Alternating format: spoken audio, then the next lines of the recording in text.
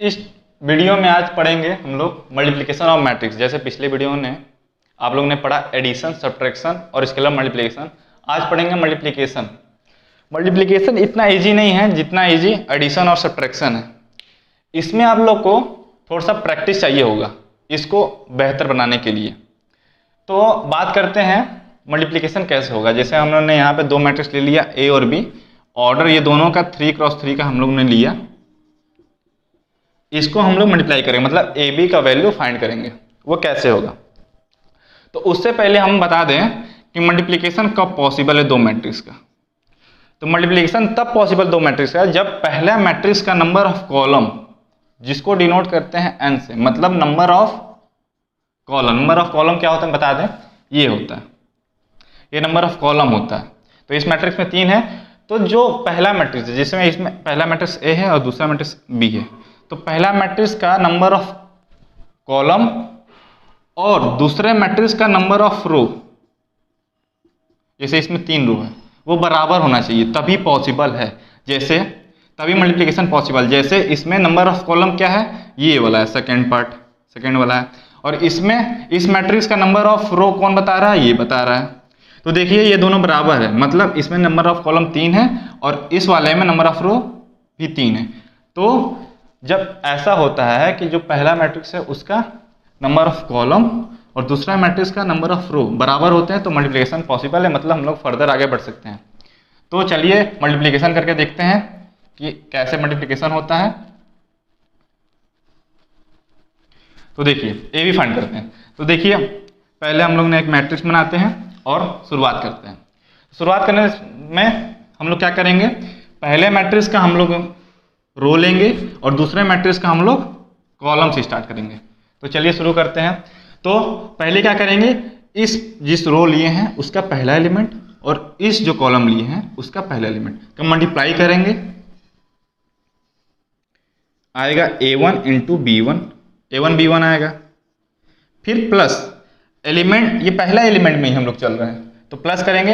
अब क्या करेंगे, यहां से जो हम लोग ने रो लिया है आगे बढ़ेंगे, a1 पे थे अब आगे बढ़ेंगे a2 में आ जाएंगे और इसमें भी आगे बढ़ेंगे, मतलब इसमें हम लोग इस तरफ बढ़ेंगे आगे की तरफ और इसमें नीचे की तरफ बढ़ेंगे। तो अब इसमें आगे बढ़े a2 पे आ गए और इसमें आगे बढ़ेंगे तो b4 पे आ जाएंगे। तो अब a2 और b4 का मल्टीप्लाई होगा और प्लस हो जाएगा। तो चलिए a2 और b4 का तो प्लस हो गया। अभी भी पहले एलिमेंट में चल रहे हैं। पहला एलिमेंट कब तक चलता रहेगा, जब ये पूरा खत्म ना हो जाए, या तो ये पूरा ना खत्म हो जाए। तो क्योंकि ये जितना होता है उतना ये भी होता है, तो जब तक ये पूरा ना खत्म हो जाए तब तक उसी एलिमेंट में हम लोग रहेंगे और प्लस प्लस करते जाएंगे। तो अब क्या करेंगे, a2 हो गया, अब आगे बढ़ेंगे a3 और इसमें नीचे बढ़ेंगे b7। तो अब a3 और b7 का मल्टीप्लाई होगा और प्लस हो जाएगा। अब क्या करेंगे, अब ये खत्म होने के बाद क्या करेंगे, अब हम लोग इसको दूसरा कॉलम लेंगे, मतलब अब ये वाला लेंगे, इसको एज इट इज यही वाला रो लेंगे, बस दूसरे वाले का कॉलम बदलते रहेंगे, आगे करते रहेंगे। तो अब फिर से क्या करेंगे, अब एलिमेंट चेंज कर देंगे, मतलब ये वाला एलिमेंट नहीं, अब दूसरे एलिमेंट में हम लोग करेंगे, क्योंकि अब ये खत्म हो चुका है इस कॉलम। तो अब क्या करेंगे, वापस पीछे जाएंगे, a3 तक आए थे हम लोग, वापस a1 पे जाएंगे और वापस इस कॉलम में मल्टीप्लाई करेंगे। तो फिर a1 का मल्टीप्लाई b2 में करेंगे, फिर प्लस करेंगे जब तक पूरा ना खत्म हो जाए। आपने हम बताया कि आप दूसरे एलिमेंट में शिफ्ट नहीं होंगे, उसी एलिमेंट में प्लस करते जाएंगे। अब क्या करेंगे, वापस आगे बढ़ेंगे a2 पे और यहाँ पे भी आगे बढ़ेंगे, मतलब नीचे बढ़ेंगे, तो b5 आएगा। तो अब a2 इंटू b5 हो जाएगा और फिर इसमें आगे बढ़ेंगे और इसमें नीचे बढ़ेंगे, तो a3 इंटू b8 हो जाएगा। अब पहला एलिमेंट दूसरा मिला, अब तीसरे एलिमेंट में आ गए, अब यहाँ तक आ गए, तो ये पूरा खत्म हो गया। अब तीसरे में शिफ्ट होंगे, मतलब ये वाला कॉलम पकड़ेंगे और वापस पीछे आ जाएंगे, बैक बढ़ेंगे। अब फिर क्या करेंगे, सेम इधर से आगे बढ़ेंगे, इधर से नीचे बढ़ेंगे। तो a1 का मल्टीप्लाई करेंगे अब b3 में, फिर प्लस कर देंगे। अब क्या करेंगे, इधर से आगे बढ़ेंगे और इधर से नीचे बढ़ेंगे, तो a2 का मल्टीप्लाई अब b6 में होगा। अब इधर से आगे बढ़ेंगे तो a3 आएगा और इधर से नीचे बढ़ेंगे तो b9 आ जाएगा, तो a3 इंटू b9।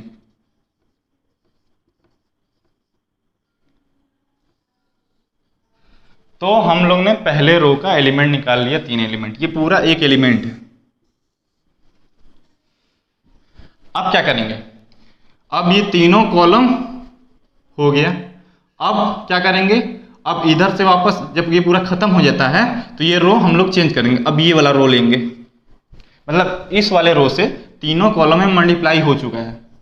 तो अब दूसरे रो में लेंगे ये वाला रो, अब A4, A5, A6 ये वाला रो लेंगे और वापस शुरुआत करेंगे पहले कॉलम से, पहले दूसरे तीसरे से। तो शुरुआत करते हैं, तो A4 का मल्टीप्लाई होगा B1 में।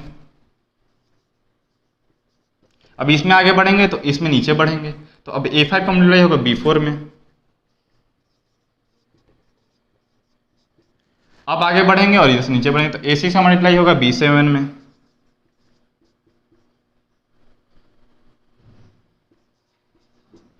अब ये भी एलिमेंट खत्म। अब क्या करेंगे, ये खत्म होने के बाद अब शिफ्ट करेंगे अब दूसरे कॉलम और वापस पीछे आएंगे। फिर A4 का B2 से, देन A5 का B5 से, देन A6 का B8 से। अब ये खत्म हो गया, अब तीसरे कॉलम में शिफ्ट होंगे और वापस पीछे चले जाएंगे। अभी दूसरे रो में चल रहे हैं तो दूसरे रो का ही लेंगे इसमें। तो फिर A4 का B3 से, देन A5 का B6 से,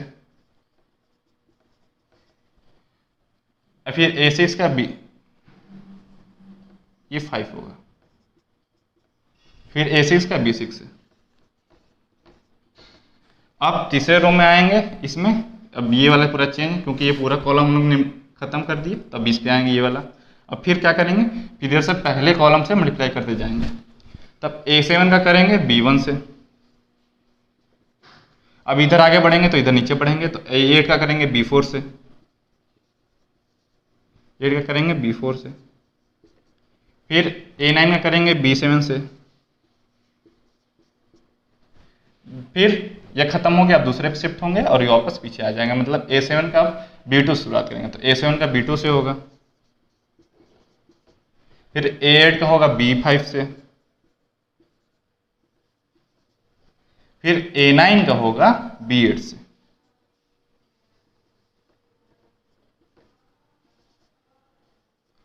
अब A7 का होगा B3 से। अब आ गए हैं ना इस कॉलम में, फिर आगे बढ़ेंगे, इधर से नीचे बढ़ेंगे। A8 का होगा B6 से। A9 का होगा B9 से। तो फाइनली मल्टीप्लिकेशन कंप्लीट होता है। और आप लोग अगर केयरफुली देखेंगे तो आप लोग को पता, जैसे मान लीजिए AB जो आया है उसका मैट्रिक्स का ऑर्डर देखेंगे तो ये 3x3 आया। तो ये कैसे आता है, तो मैंने बताया कि मल्टीप्लिकेशन पॉसिबल होने के लिए नंबर, पहले मैट्रिक्स का नंबर ऑफ कॉलम और दूसरे मैट्रिक्स का नंबर ऑफ रो बराबर होना चाहिए। लेकिन जो रिजल्टेंट मैट्रिक्स आता है मल्टीप्लिकेशन के बाद, उसका ऑर्डर क्या होता है, ये होता है, मतलब पहले मैट्रिक्स का नंबर ऑफ रो और दूसरे मैट्रिक्स का नंबर ऑफ कॉलम जितना रहता है, इसमें क्या है 3x3 है। तो यही ऑर्डर रिजल्टेंट मैट्रिक्स का होता है। इसमें पता अच्छे से नहीं चल पा रहा है क्योंकि नंबर ऑफ रो और नंबर ऑफ कॉलम दोनों मैट्रिक्स का 3-3 है।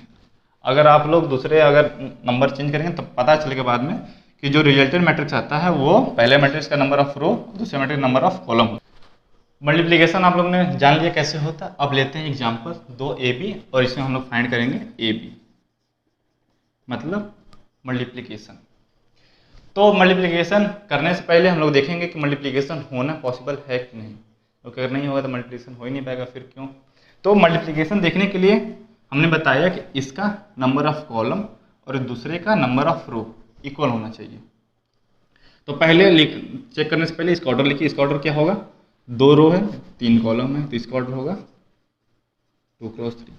अब इसका देखेंगे तो 3 रो है और 2 कॉलम है, तो इसका ऑर्डर हो गया 3x2। तो इसका जो नंबर ऑफ कॉलम जो बताता है वो क्या है, ये है, और इसका जो नंबर ऑफ रो बता रहा है ये है, मतलब इसका पहला वाला। तो इसमें कितने कॉलम है, 3 है, और इस वाले में कितने रो हैं, 3 है, मतलब इक्वल है। तो मतलब इसका मतलब ए बी पॉसिबल है, मतलब मल्टीप्लिकेशन होना पॉसिबल है। तो अब ए बी निकालेंगे, और आप लोगों ने हम बताया कि जो रिजल्टेंट मैट्रिक्स आता है ए बी का, मतलब मल्टीप्लिकेशन के बाद जो मैट्रिक्स आएगा उसका ऑर्डर क्या होगा, उसका ऑर्डर ये होता है, मतलब इसका नंबर ऑफ रो और इसका नंबर ऑफ कॉलम, जो कि है 2 क्रॉस 2, मतलब जो भी मैट्रिक्स आएगा ए बी उसका ऑर्डर 2 क्रॉस 2 होगा। तो चलिए मैट्रिक्स बनाते हैं। मैट्रिक्स यहाँ पे बना लिए। अब यहाँ पे देखेंगे कि कैसे आप लोगों ने बताया। पहले एक काम करिएगा, एक चीज आसान रहेगा, अगर यहाँ पे एक एरो ड्रॉ कर दीजिएगा। एरो ड्रॉ करने से आपको पता चलेगा डायरेक्शन किस तरफ से है, मतलब इस इधर पहले वाले मैट्रिक्स में आगे भी जाना है इस तरफ, और दूसरे वाले मैट्रिक्स में नीचे आना है। तो डायरेक्शन बनाने से बहुत फायदा का मिलेगा आप लोग को मल्टीप्लिकेशन करने का। तो चलिए इधर से लेते हैं 1 और इधर नीचे आगे नीचे बढ़ेंगे, तो इसका 1 और इसका 2, तो 1 क्रॉस 2, देन प्लस, फिर इधर से आगे बढ़ेंगे और इधर से नीचे बढ़ेंगे, तो -1 इंटू -1 जो कि होगा +1, तो -1 इंटू -1। अब इधर से आगे बढ़ेंगे इधर से नीचे, तो 2 इंटू 5। अब ये पहला एलिमेंट कंप्लीट, क्योंकि ये यहाँ से सारा एलिमेंट कंप्लीट हो गया। अब रो को ये वाला रो रखे रहेंगे और इसमें कॉलम चेंज कर देंगे, मतलब ये वाला कॉलम दूसरे वाले, तो इसमें फिर से वापस जाएंगे, तो 1 into 7, then plus -1 into -1 plus 2 into -4 हो गया। अब पूरा कॉलम कंप्लीट बी का, तब यहाँ से रो चेंज कर देंगे, मतलब ये वाला रो। तब फिर वापस शुरुआती करेंगे, पहले कॉलम शुरुआत करेंगे, तो 0 इंटू 2 जो कि 0 होता है, then plus 3 into -1,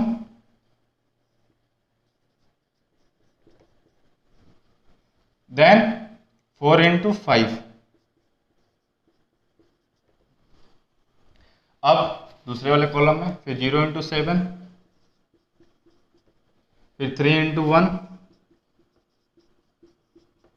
then 4 into -4। अब इसमें देखिए ये जो मैट्रिक्स आता है आया है, ये 2 क्रॉस 2 मैट्रिक्स है, मतलब इसका जो पहले मैट्रिक्स का नंबर ऑफ रो और दूसरे मैट्रिक्स का नंबर ऑफ कॉलम जो होता है वही ऑर्डर होता है रिजल्टेंट मैट्रिक्स का। तो अगर इसको सिंप्लीफाई करेंगे तो 1 into 2 2, -1 into -1 plus 1, 2 into 5 plus 10, then 1 into 7 7, -1 into -1 -1, then 2 into -4 -8। अब 0 हो जाएगा, फिर इधर हो जाएगा -3, देन यहाँ पे 20, देन यहाँ पे 0 हो जाएगा, फिर 3 हो जाएगा, देन -16 हो जाएगा। अब इसको और सिंप्लीफाई करेंगे, तो 2 + 1 3 प्लस 10 13, 7 -1 6 और 6 -8 -2, 20 -3 17, 3 -16 -13, और इसका ऑर्डर 2 क्रॉस 2। तो यहाँ पे आप लोगों ने देखा मैट्रिक्स का मल्टीप्लिकेशन कैसे होता है, और मैट्रिक्स मल्टीप्लिकेशन करने से पहले क्या होना चाहिए कि मैट्रिक्स का मल्टीप्लिकेशन पॉसिबल है। इसका मतलब वो होना चाहिए कि अगर पहले मैट्रिक्स का नंबर ऑफ कॉलम और दूसरे matrix number of row equal होना चाहिए, और जो रिलेटेड मैट्रिक्स आता है वो क्या होता है, पहले मैट्रिक्स का नंबर ऑफ रो और दूसरे मैट्रिक्स का नंबर ऑफ कॉलम वो रिलेटेड मैट्रिक्स होता है। यहाँ पे एग्जांपल नहीं है, इसके बाद करेंगे कुछ प्रॉपर्टीज के बारे में। अब बात करते हैं प्रॉपर्टीज के बारे में, मैट्रिक्स मल्टीप्लिकेशन के प्रॉपर्टीज पे। शुरुआत करेंगे एसोसिएटिव लॉ, डिस्ट्रीब्यूटिव लॉ, और इसके बाद मल्टीप्लिकेटिव आइडेंटिटी। अब इसमें आप सोच रहे होंगे कम्यूटेटिव लॉ कहाँ है। कम्यूटेटिव लॉ जैसे हम एडिशन बताएं कि a + b = b + a, वैसे मल्टीप्लिकेशन में ab = ba क्यों नहीं यहाँ पे है। आपको हम बता दें A B is not equal to B A, मतलब मल्टीप्लिकेशन में ए बी बी ए के इक्वल नहीं होता है। कभी कभी तो ऐसा होता है कि ए बी पॉसिबल है लेकिन बी ए पॉसिबल ही नहीं है। अगर आपको एक एग्जांपल ले लेते हैं, मान लीजिए एक मैट्रिक्स लेते हैं और दूसरा मैट्रिक्स लेते हैं,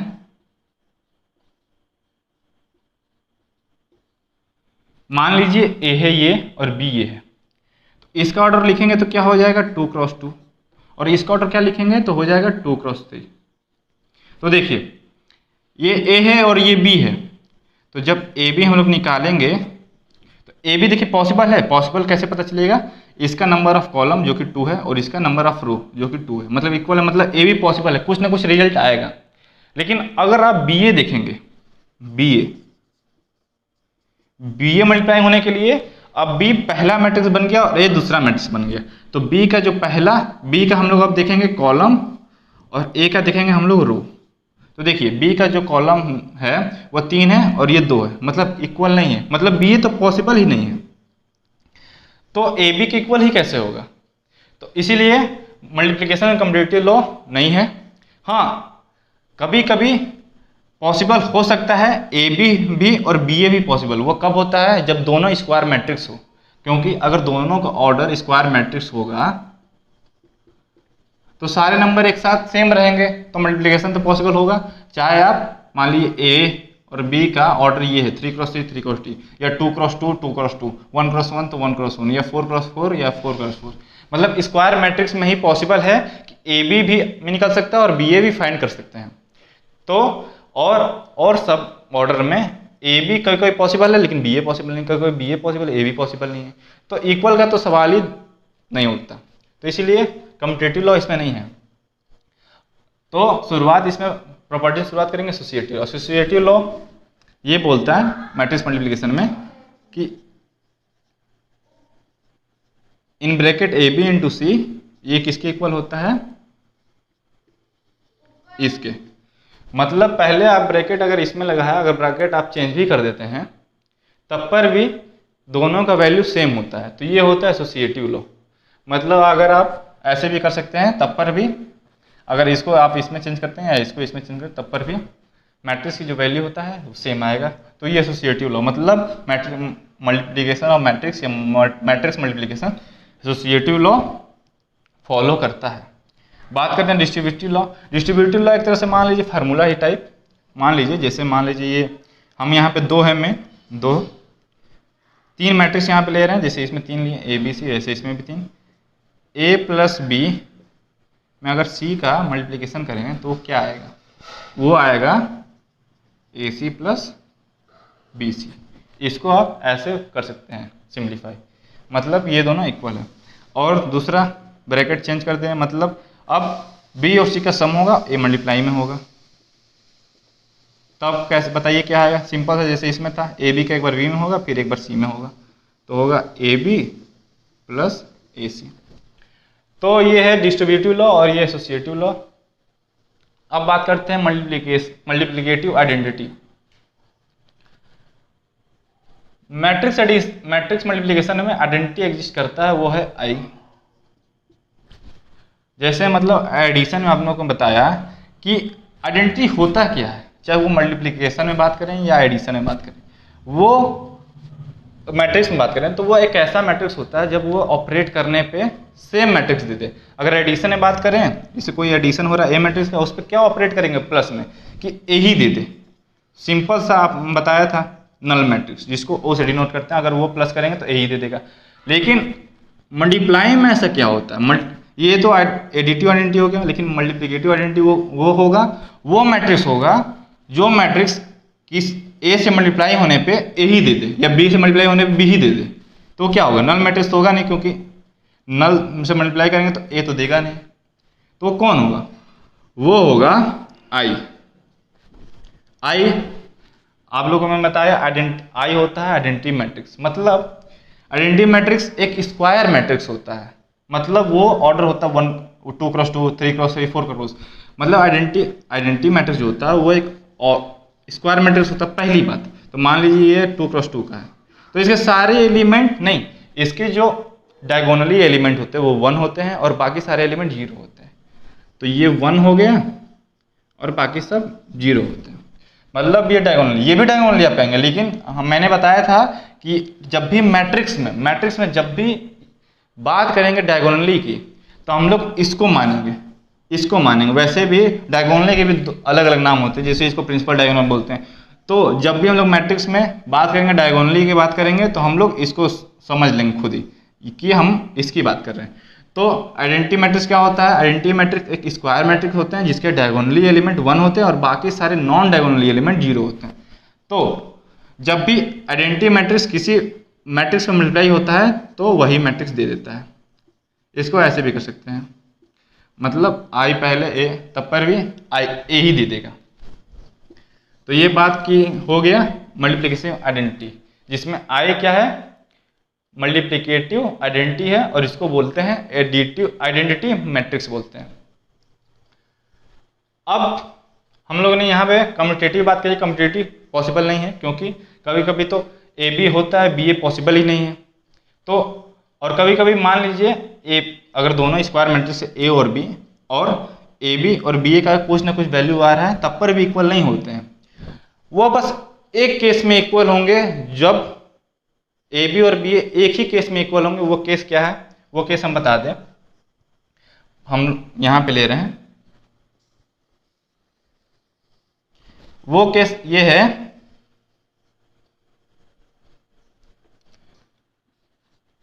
कि डायगोनली एलिमेंट, मतलब डायगोनली एलिमेंट ही रहे प्रेजेंट और नॉन डायगोनली 0 रहे। मान लीजिए 2 क्रॉस 2 का, दोनों 2 क्रॉस 2 का लेते हैं ऑर्डर। हमने बताया अगर आप ए बी और बी ए दोनों पॉसिबल कराना चाह रहे हैं तो आपको स्क्वायर मैट्रिक्स ही लेना पड़ेगा। तो यहाँ पे हम दोनों पॉसिबल करना चाह रहे हैं, मतलब ए बी का वैल्यू कुछ ना कुछ लेना चाह रहे हैं और बी ए का भी कुछ ना कुछ लेना चाह रहे हैं। तो हम लोग ने दोनों स्क्वायर मैट्रिक्स लिया। मैंने बताया कि ए बी और बी ए दोनों इक्वल कब होंगे? वो एक ही कंडीशन में होंगे जब नॉन डायगोनली एलिमेंट 0 होंगे, मतलब डायगोनली एलिमेंट में कुछ ना कुछ वैल्यू होगा और नॉन डायगोनली 0 होंगे। और इसमें भी सेम, नॉन डायगोनली 0 होंगे। अब इसका मल्टीप्लाई करेंगे तो आप मल्टीप्लाई करके देख लीजिएगा, मैं भी मल्टीप्लाई कर देता हूं। तो देखिए आंसर क्या आता है।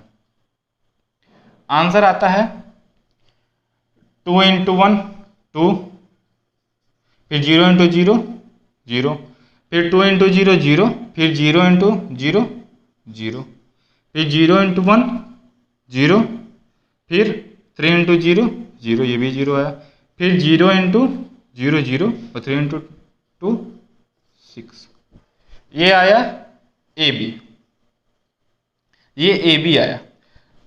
अब बी ए निकालते हैं। बी ए अगर आप निकालेंगे तब पर भी जो आंसर आएगा वो यही होगा।